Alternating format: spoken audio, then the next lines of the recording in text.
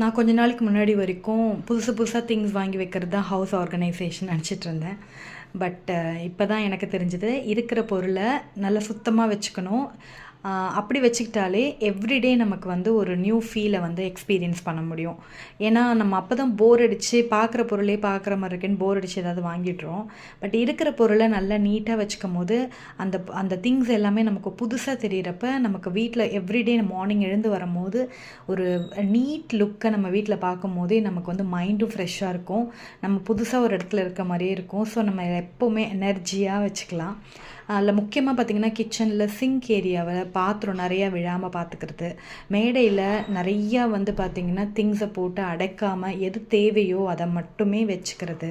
அதுக்கப்புறம் இந்த யூட்டிலிட்டி ஏரியாவில் விளக்கமாறு தானேன்னு சொல்லிட்டு அதெல்லாம் கண்ணாப்பின்னான்னு போடாமல் அதுக்குன்னு போய் ரொம்ப செலவு பண்ணி அதுக்கு வந்து ஒரு ஆர்கனைசர் வாங்கி வைக்காமல் ஜஸ்ட்டு வந்து நம்மளுடைய வேஸ்ட்டு பக்கெட்ஸ் ஏதாவது இருந்தால் கூட பின்ஸ் இருந்தால் கூட அதில் வந்து போட்டு வச்சிடலாம். அண்ட் முக்கியமாக இந்த பாத்ரூம் வந்து பார்த்திங்கன்னா எப்போவுமே தரையில் வந்து ஒரு மாதிரி வெட்டாக இருந்ததுனாலே நமக்கு அது ஒரு மாதிரி அக்லியாக இருக்கும். ஸோ அப்பப்போ வந்து அதை வைப் பண்ணி ப்ராப்பராக குளிச்சு முடிச்சுட்டு வரும்போதெல்லாம் வைப் பண்ணிக்கிறோம். அதுக்கப்புறம் நெக்ஸ்ட்டு வந்து பார்த்திங்கன்னா டைனிங் ஏரியாவில் ப்ராப்பராக பேஸ்கெட்ஸ் போட்டு கவர் பண்ணி ஃப்ரூட்ஸ் எல்லாம் வச்சு அதில் என்ன தேவையோ அதை மட்டும் வச்சுக்கிட்டாலே டைனிங் ஏரியா ரொம்ப ஆர்கனைஸ்டாக இருக்கும். சம்டைம்ஸ் நம்ம எல்லாத்தையும் கொண்டு போய் டைனிங் டேபிளில் வச்சிடுறோம். அது மாதிரி இல்லாமல் எது தேவையோ அதை மட்டும் வச்சாலே அழகாக இருக்கும்.